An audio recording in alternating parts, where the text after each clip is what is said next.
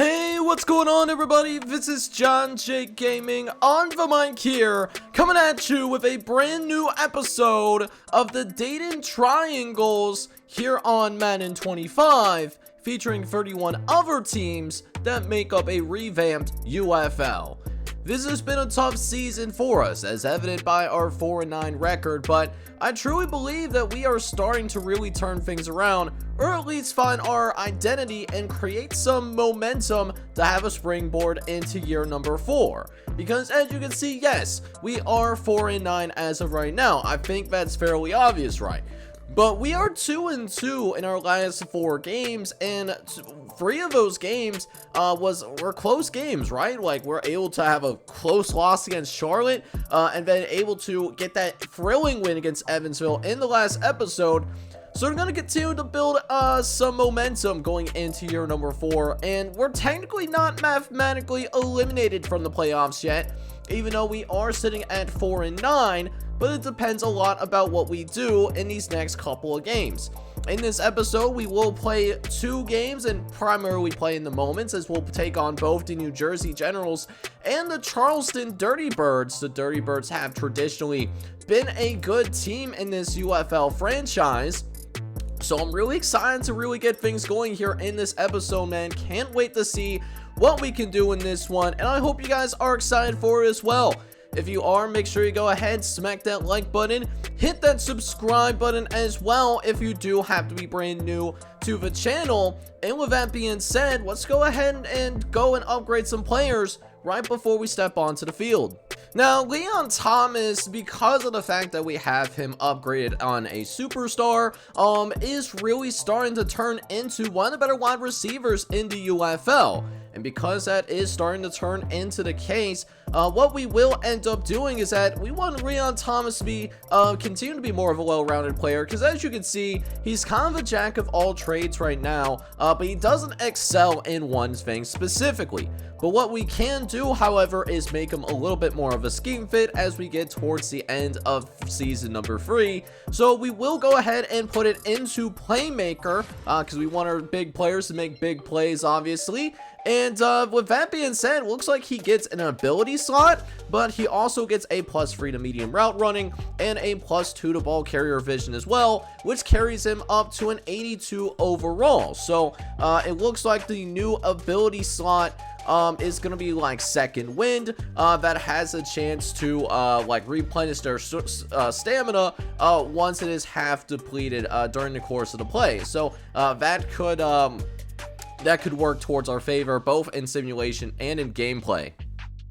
Alright, man, so let's go ahead and get this first game officially underway here as we try to build some more winning momentum as we'll take on the New Jersey Generals. We'll go ahead and kick things going here early in the game for one of the first drives of the game, matter of fact, as New Jersey already finds itself in the red zone completely untouched, and eventually it does lead to a short completion. Although Greg Sharp and Cameron Spencer were able to both, help with the tackle a little bit. But 3rd and short, we have a chance to get a stop on 3rd down. We get to this quarterback. He rolls to his left and finds the tailback in the end zone, man. That's going to be a touchdown for Nolan Burnett. And New Jersey is going to open things up here with a 7-0 lead. And just in general, we get off to a little bit of a slow start here in this first half of action. We already find ourselves down 14-6. We had to settle for field goals through this entire first half. And now with less than a minute left, the Generals have a chance to make this a 2-score game. Looking to the left, and that is going to be at least forcing an incompletion there. So at least we're trying to hold it down here in the red zone.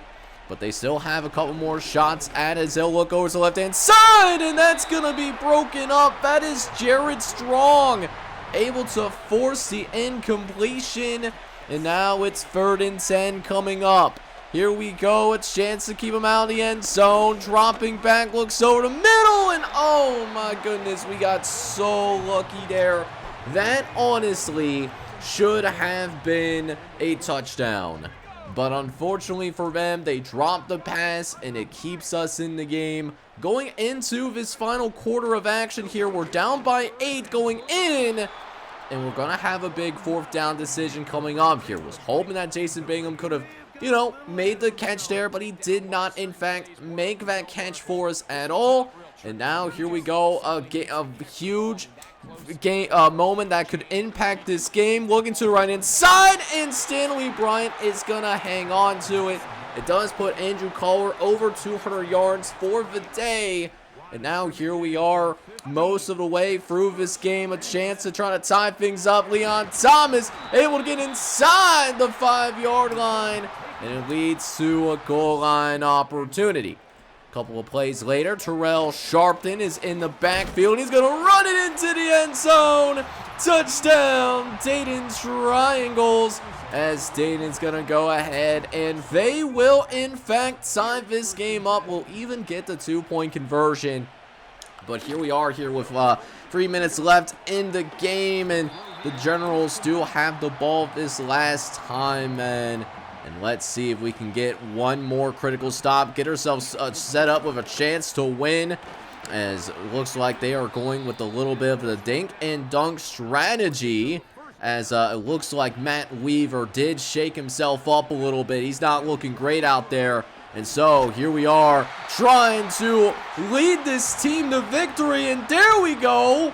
That is our other really good tackle. That is Von Red, the second-year player out of Michigan State, able to make something shine in that moment. As we got 2nd and 19 coming up, as Paul Townsend is going to go ahead and force the incompletion. And now it's 3rd and 19. I'm going to instruct the boys, hey, let's go ahead and sit back here a little bit. 3rd and 19, and we're going to be able to get a stop on defense. J.J. Peters able to make him, tackle him to the ground there on the halfback draw attempt. And it gives us a chance to possibly win, but we squander it. We end up going 3 and out. We had to settle for overtime, and now New Jersey gets the ball first. And if they find the end zone here, which they are a few yards away from doing, it's going to be barbecue chicken for us here. So here we go. Goal line opportunity. Dropping back, and there's a wide butt naked open man. Touchdown, New Jersey. And the Dayton Triangles are going to go ahead, and they will drop the very first game of this episode. Walk-off touchdown, as New Jersey is going to be able to get to above 500. While for us, unfortunately for us, things are not looking good. We're definitely in a tank for two situation.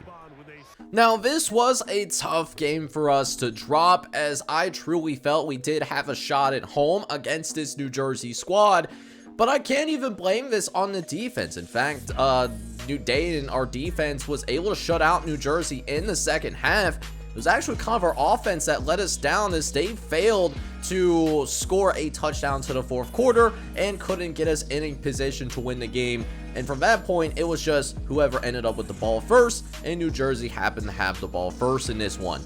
Now, with that being said, Andrew Collar wasn't terrible by any means. I mean, he was fine. 22 for 37, no touchdowns, no interceptions, did throw for 240 yards. It also just felt like he didn't necessarily have help on the field today, which is a tough pill to swallow.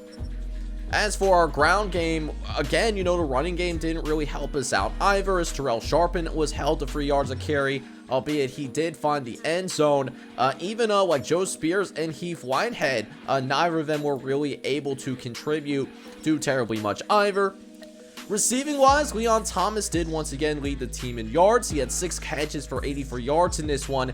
Jason Bingham was able to have his most notable appearance of the day with 5 catches and 68 yards. And then the tight end, Stanley Bryant, was able to at least make his presence felt as the backup with 7 catches and 63 yards. And the custom DeAndre Bazier was able to get a few catches here or there too. Now, defensively, J.J. Peters did lead the team in tackles in this one. He had 8 total tackles in the game. And J.J. Peters, I think, has to be in consideration for at least Defensive Rookie of the Year, which would be cool to see.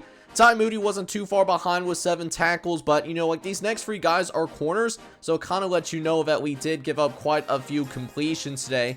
We did, however, get a couple of sacks. Tyler Pointer was able to sack the quarterback, and then so did Von Red, who we drafted not this past offseason, but the offseason before that. So that was cool to see.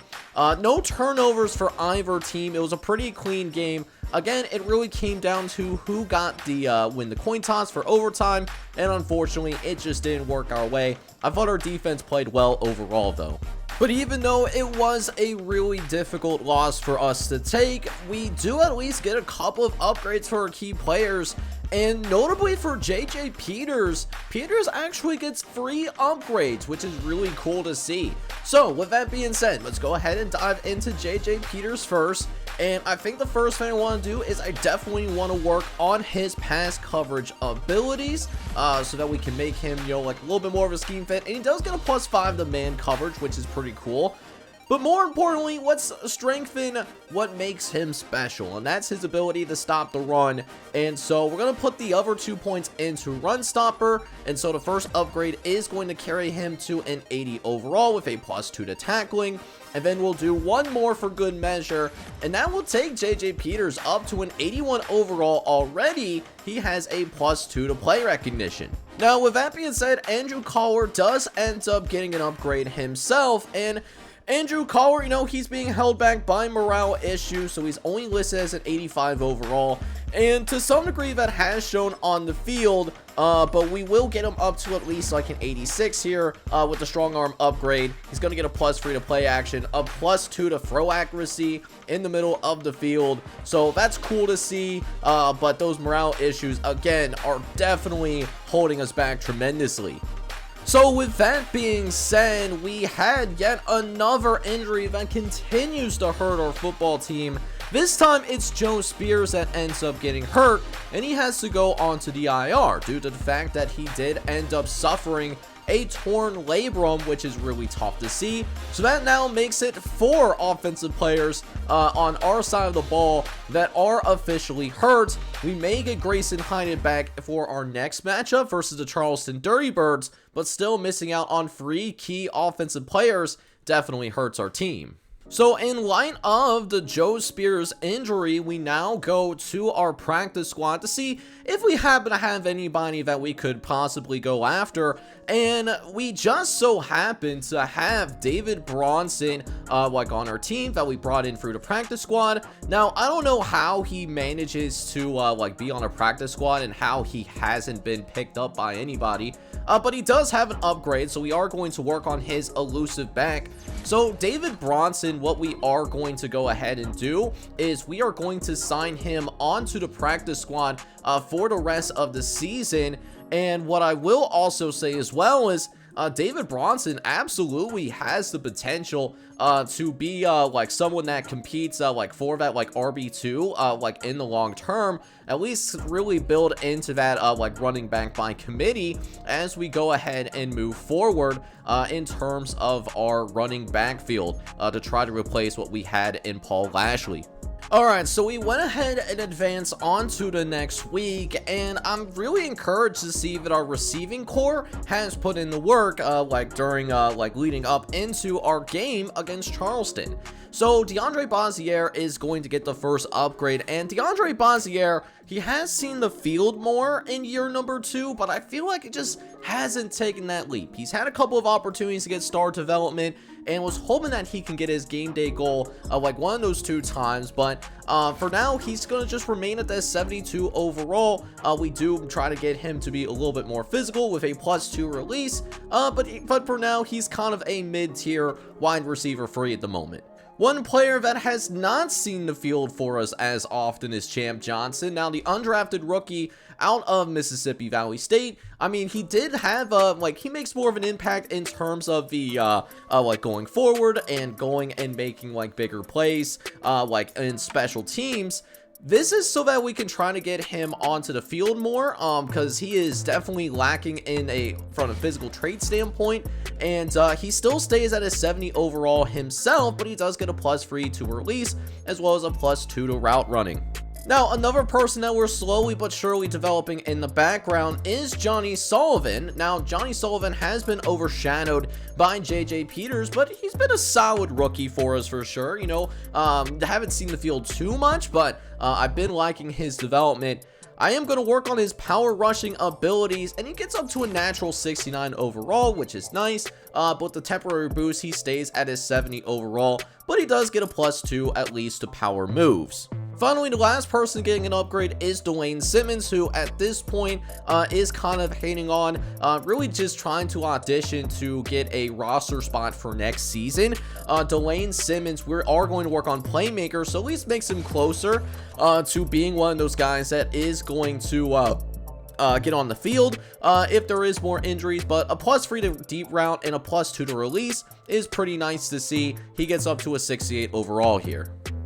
Alright, so here's hoping that maybe the second game in this episode goes a little bit better here as we go and travel, taking on the Charleston Dirty Birds. And one thing that I didn't necessarily realize was that this was referring to Charleston, West Virginia, and I was thinking of like the Charleston, like South Carolina, so that was like news to me. But Charleston, they come in as a pretty good football team, 9-5, but we are now already staring at double-digit losses. So at this point in the season, I'm not really worried about trying to make the playoffs. I just want to see some growth out of the younger players, you know, and if we can get a higher draft pick, that would be extremely nice as well.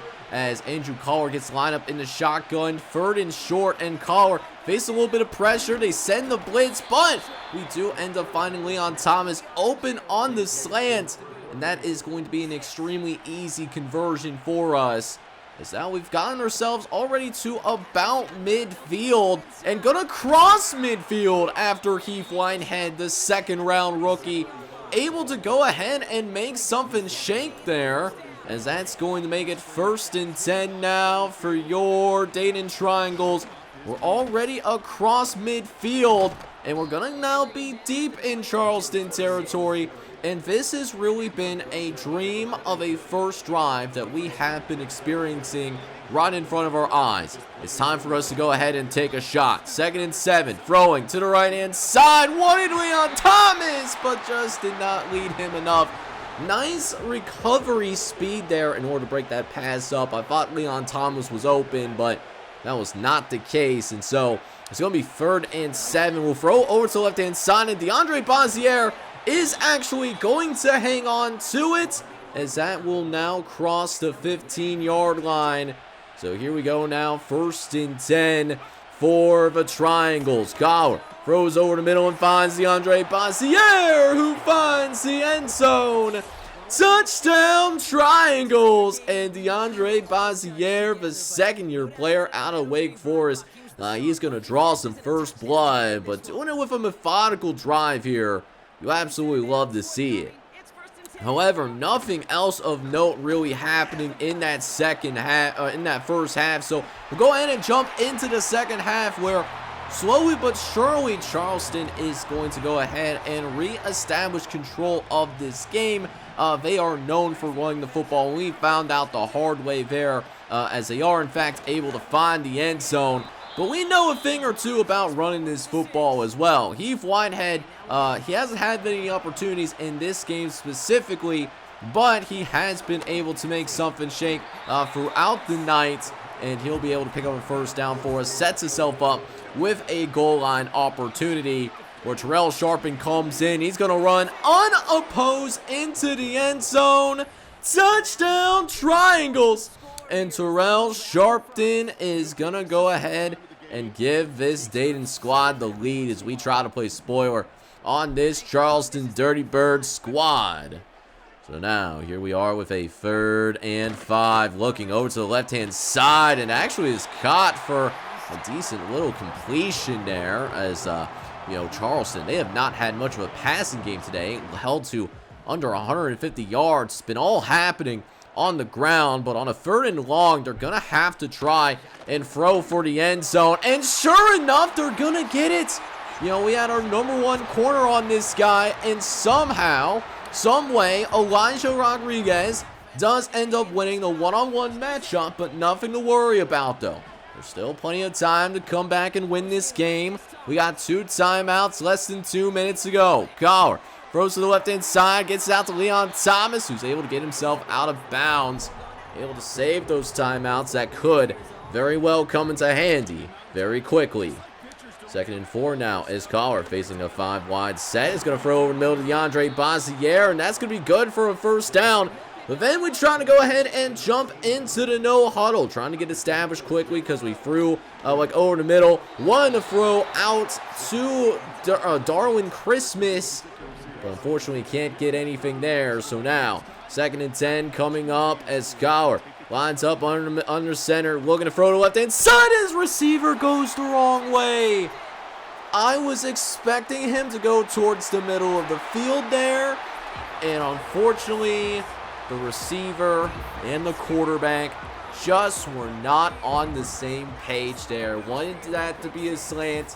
Might have had some more room to operate in the open field, as Charleston will be able to pull away and win 28-17. Just some tough luck for the Dayton Triangles, as we're going to end up losing both games in this episode. So just a difficult one for us to get through, as Charleston manages to run for over 200 yards. And while we had a chance to win the game late, we collapsed in that 4th quarter, unfortunately, as Charleston was able to pull away with a 28-17 win. And so that means we fall to just a putrid 4-11 on the year. Now, Andrew Collar did throw an interception in this one, but to be honest with you, I don't think it's his fault. I don't think it's his fault that the interception was thrown. He was expecting Stanley Bryant to go to the right, like to do a little bit more of a slant. He cut towards the inside where the defender was, and that's what led to the interception, trying to do a timing route, and it just did not work out. So I'm blaming, so that's on Stanley Brownlee. I wouldn't call that on Andrew Collar, though. Terrell Sharpen does okay in this one. He has 9 carries for 42 yards and a touchdown, but Heath Whitehead looked pretty good. He managed to run for 5 carries and 31 yards in the game. Andrew Collar had a few good runs himself. Receiving wise, DeAndre Bazier actually had a big game today. He got involved early and often in that first drive of the game, and had one of his better games, over 110 yards and a touchdown. Leon Thomas looked pretty good, but other than that, nobody really stepped up on the team. It was really a 2-man show out there on the field. Now, defensively, again, our defense did not play very badly at all. I thought our defense played fine until the 4th quarter when we fell apart a little bit. Diario Allen led the team in tackles, though. He had 8 total tackles in the game, with Jared Strong and Ty Moody both having 6 total tackles themselves. So, again, DB's leading the way in tackles, which is not great. Did manage to get a couple of sacks, though. Matt Weaver and Cameron Spencer were both able to get sacks in this game, which was really cool to see. But once again, we did not force any turnovers, which has been somewhat of a problem with our team, and part of the reason why we are 4-11, although I would not say it's the entire reason, so to speak. Now, one bright spot that I have seen is the emergence of Heath Whitehead. Heath Whitehead, our 2nd-round rookie, has looked pretty good in the opportunities that he's received. And so we're going to go ahead and work on his receiving back ability, because we do like to throw the football quite a bit around here. And Heath Whitehead's going to get up to a 73 overall, considering he's going to get that +2 to catching. And Heath Whitehead really does look like someone that could start for our football team as soon as next season. I'm not even thinking about starting him much sooner than that, depending on how things are looking around the league. Now, we did have Grayson Heidick actually come back for us for quite a bit, but the thing is that Grayson Heidick, well, as soon as we brought him out there, he dislocates his elbow the week that he comes back, so his season is going to be done, because we are definitely not making the playoffs at this point, and it looks like we are now going to be rolling with Stanley Bryant as our starting tight end for the remainder of the season. Now, because of the long-term injury that we saw to Grayson Heineck, what I did end up deciding to do is we're going to go ahead and bring up Raheem Marsh up from the practice squad. I want to use it as an extended opportunity to take a look at some of the younger players that are on this roster. Now, that being said, we do have a skill point that we can use, and with that skill point, Raheem Marsh does jump up to a 61 overall with a +4 to route running on those short routes and a +2 to release. So we'll go ahead and sign him onto the practice squad, and we'll use this as a chance to maybe like take a closer look at some of the younger guys that are on the roster as we go ahead and move into year number 4. So at this point of the year, things are so bad for us that we are actually inside the top 5 at this like juncture of the season when it comes to possibly deciding UFL draft order. This is a far cry from where we were just last season when we were in the playoff hunt and in year number 1 when we actually did make the playoffs. But with that being said, this year of transition was not great for us. So the only team that's worse than us right now is Minnesota. They're 3-12. Even the Orlando Guardians, who are off to such a slow start, they are on a 3-game winning streak. And so because Orlando did beat us in the regular season, we're currently slated with the 2nd overall pick with 2 games left in the regular season. So what my intent is here for the next episode is that what I really want to do is I really want to take a look at some of the players that could be starting or be key contributors on our squad moving forward into next season. And so what am I going to go ahead and do is we're going to play these other 2 games that we have on the schedule right now. And what we have going on the schedule is that we have the DC Defenders, and then we will also take on the San Diego Fleet, who we played in year number 1 and actually beat in year number 1. So how it's going to work is that we'll play this full game against the DC Defenders. We could possibly play a spoiler against them, and then we'll play the highlights of the San Diego Fleet game in order to close out the regular season. So that's what my plan is, and I do appreciate y'all coming out and supporting the team, even though it's been a difficult season for us. It's been a year of transition for sure. So with that being said, guys, what I'm gonna go ahead and do, I'm going to roll out. But with that being said, next episode we will finish up the regular season here in year number 3. We'll make sure we take a look at some of those younger players on the roster.